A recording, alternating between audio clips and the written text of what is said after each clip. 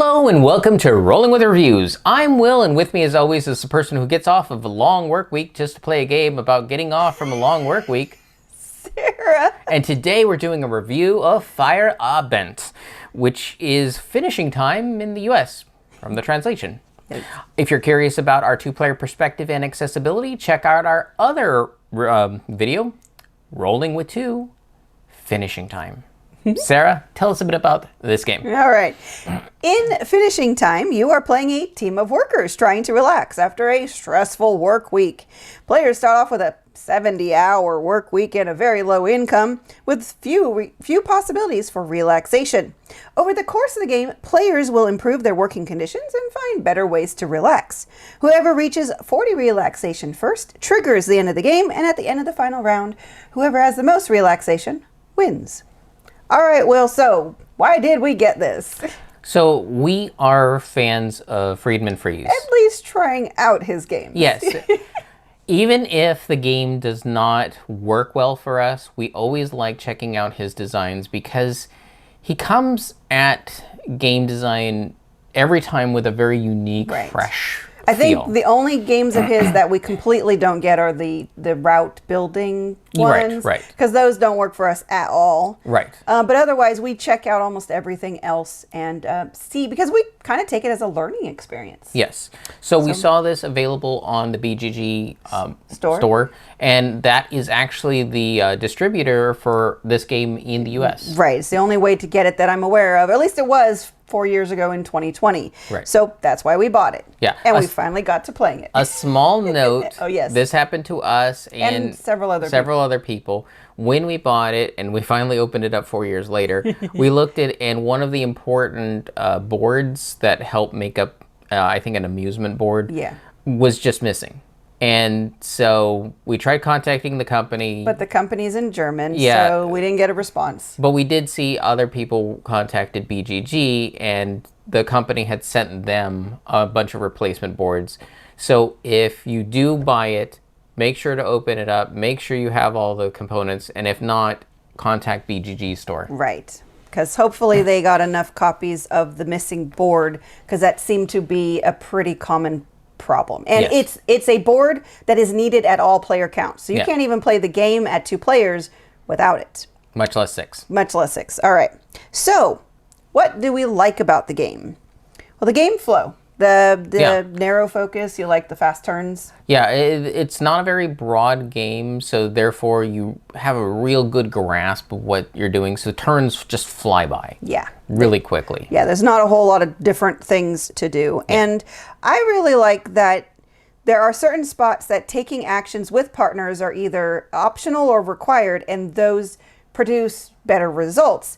And to me, because this is a game about improving your work and your life balance, and it just really reflects life to me that things are often better with a partner. I'm not going to say they will always be better with a partner. In other words, she likes me being around. That I can say for sure, 100%. I am happy with my partner, and so my life is better because I have a partner, and when we do things together, we have better results than when I just do things on my own. Yeah, so the subtext of the theme being, hey, togetherness, let's be happier, more relaxed. I mean, the theme is about improving your work-life balance, which a lot of us struggle with. It's not easy to do in this modern world. And so I do appreciate the theme is tackling that, though we'll talk about more later how the theme also doesn't work. But for this aspect of it, it is really well integrated in terms of getting better working conditions, being able to relax more, and finding happiness, and potentially through partners. Yeah. Now, I will say I do like the +1 worker for 2 players. It's problematic. Yeah. And we talk about it fairly heavily in the Rolling with Two video. However, I like the concept of it. Yes. I don't think it was 100% implemented well, considering how narrow focused this game is.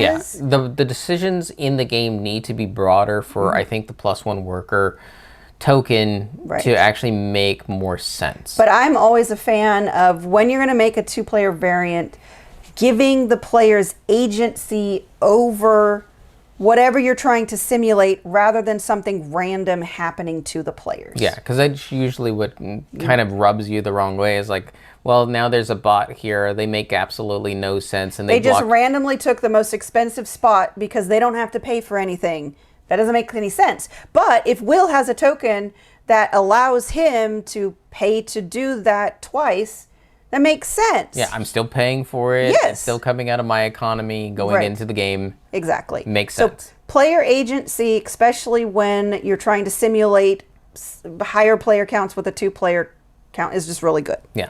Okay, so unfortunately, though, moving on to what we don't like, because this is so focused, especially at the 2-player count, it can kind of feel solved after a few games. Yeah, Sarah mentioned this with the narrow focus. There's not a whole lot of things to do. Yeah. So she's like, I have a list. You get your strike tokens. You Get partners. You go on vacation. And if you're solving those things, you're winning the game because I haven't won. Everything else you do in the game is suboptimal to achieving your goals. So if there's 2 spots open to get strike tokens and that +1 worker would allow me to place 2 workers in 1 turn, the best thing to do is place 2 workers onto the getting strike tokens. You've just got double the strike tokens you would have than a normal turn. I hand the token over, but now he can't go do the same thing until I pull my workers back. And that's probably not going to be for a while. Right. So yes, after a while, it really feels very solvable. I kind of call it the Stone Age problem because with Stone Age, there are optimal actions that you take. Get a farm. If you're first in a round, you should do... Get a farm. Get a farm. Then get a tool. And then there's the love hut. Yeah. Get another person. So there's optimal things to do in Stone Age, and unfortunately here, there are optimal things to do, especially in a 2-player count. I think... Of course, I would probably spend tools in the card row. Because that's what's won me more games than Stone Age. That's true. You do a little variance, but still getting farms is almost always the #1 thing you should do if you're first in a round. and tools is definitely second. Tools is definitely second. Getting workers is trickier because it always helps to get more workers. Because you have to feed them. But you have to feed them. So that's a little tricky. Anyways, Anyways, that's a different game. That's a different game. That's Stone Age. It's just that one is like the first one we came across that had the things you should do when you're first. Yeah. So it's kind of the same thing here. If you have the +1 token at a 2-player count, there are certain things you should do. At higher player counts, this shouldn't be a problem because you're not using the token. You're going to have more variability. I think it's going to be a better experience. Yeah. Also, as we kind of talked about and I alluded to, the theme actually kind of disappears when you play. I mean, it's still there, but you're just really not paying attention. It's because of how quickly the game moves that you can't be focusing on the theme. In fact, you start stripping it away. It's like, okay, I need to get up on this track. Right. I need to move there. I need to get this money, this currency, so I can go there and get this type of meeple so that I could go there. And it's strip all the stuff away because your turns are very quickly. Especially, it might be because it's in a 2-player experience that it goes so quickly. That's true. And it might feel a little bit more relaxed at higher player counts. That is possible. But yeah, we did notice that the theme, as much as we liked it, kind of fell by the wayside. And also, speaking of the theme, then what I don't like is it kind of reminds me of real life. And I tend to play games to get away from real life. And as much as this is focused on what you're doing after work, it's still a worker placement game. So it still feels like work to relax. So it's not succeeding at the theme. Yeah, the sad thing is, I think we're so trained in you place a worker to do work, you place a worker to do work, you place a worker to do work. So this game comes along, you place a worker to not do work, but I'm doing work. Right. I placed a worker. Don't they know that that's how it goes? If I'm not doing work, I should be removing a worker, shouldn't I? I don't know. Yeah. So that could be another thing is that we're being experienced advanced gamers. We're preconditioned by games we've played before because it is called a worker placement game, and you have workers. That's what they're called. So that's the other thing is the theme doesn't work for me because then it reminds me a little too much of real life, and then it doesn't actually feel like you're relaxing. Right. So Yeah. I think, though, that's about everything. So let's talk about who this is for. I'd say it's for game designers. Yes. And I find most Freeze games are for game designers because he's novel at how he makes games. It gives you that opportunity to learn or be inspired because there is always something interesting and unique about his games. And so it can give you the opportunity to be like, I like this. I don't like this, but I like this. So how would I use it? Or how would I do something different?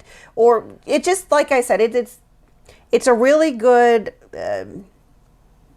Jumping off point. A platform to look at. Right. Like, well, if you really want to learn, a good advice is always play more games. Yes. And some designers, it's more true than others. Right.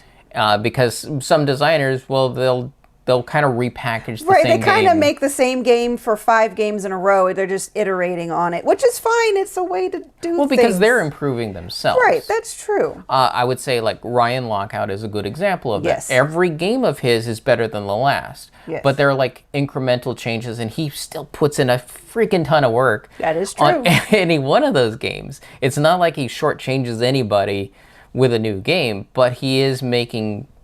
minor iterations compared to the last one, last big game to his next big game. Exactly.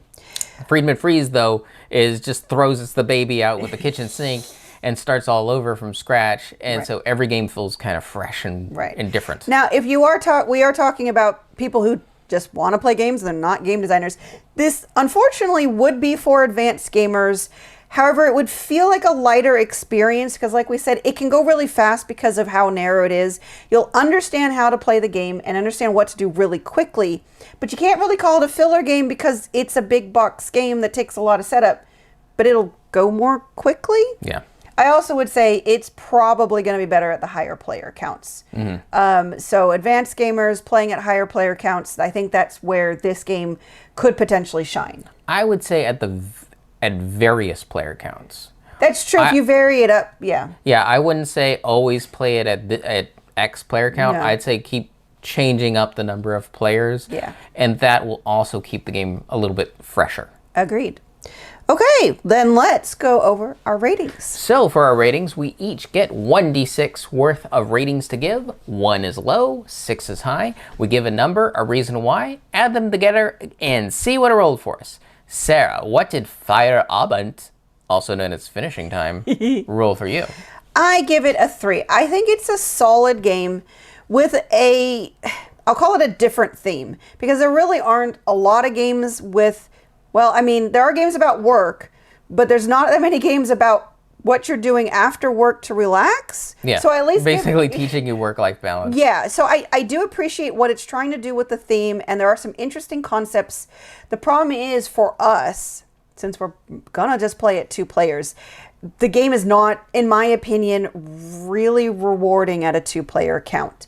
I feel like it's solved, again, Will kind of pointed out, of the games we've played, I've always won because I've figured out the formula of you need to do these steps, these steps, these steps. And so for me, I don't have any motivation to play it again unless we could play it at a higher player count, which I don't see us doing anytime soon. Yes. So that's it. All right, I give it a 4. Again, a solid game. The focus is probably just a little too narrow, given the size of the game. Yeah. Because the game comes off as a very, very light experience that I guess you could use to transition a novice player into an intermediate. Yeah. But you still need an expert gamer to teach that game. Right. Which is pretty much true about any higher level game. Yeah. It's just, I don't see this one sticking around for any length of time. No. It just doesn't have the legs for repeated play. It's very interesting, great theme, but not much to keep you at the table after a number of plays. Maybe it's just a handful of plays. And then you're like, okay, I've seen everything this has to offer, and I'm ready to move on to something new. Yep. All right, 7 out of 12. Not terrible. It's one of those things that I think this is a good game to go play. but not necessarily one to own unless you are the person who has the library for a variety of different game groups. Like Will said, you could play it at multiple different player counts, spread over time, so you're not going to play this like 5 times in a row type of thing. But if you play it like once every couple of months with different people, then I think it might be worth having in your library. Yeah. Or you're maybe a Friedman Freeze collector. Yep, that's true. Not too bad either. Yep. All right, Sarah. Yes. Now, this was kind of interesting in the fact that the box is Feierabend. Yes. Which translates into finishing time. Correct. How do you feel about games teaching people other languages in small chunks like that? I mean, I think it's cool. I mean, this is the English/German version of the game. In fact, I think this is the only version of the game. And of course, as we know, in Europe, they tend to make multilingual games. That's why they make a lot of language independent components and just the rules are different. But anyways, to answer your question, I think it's kind of cool.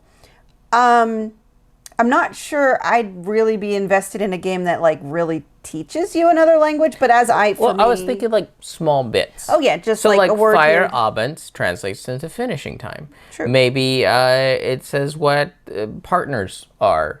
Oh, okay. In German. Well, we could try reading the German rule booklet. No, but I would want it in the English. In the English one. And then, vice versa in the German one. So maybe that might also solidify something that's not a fantastical theme. Right. But could stick in your head little bit longer so it just doesn't disappear. Yeah, I mean, like for this one, we looked up how to pronounce it. I'm still not going to try because I'm terrible at other languages. But Will's got it down much better than I do. But I think it's always interesting when a game prompts you to go do a little research, whatever that research is. Because it makes we did that with look, Ovation. Yeah, with Ovation. It makes you look outside of the game for more information, whether it's the language or the topic of the game. I think I like that a lot because that means that you were invested in it, at least enough to go check it out. Yes.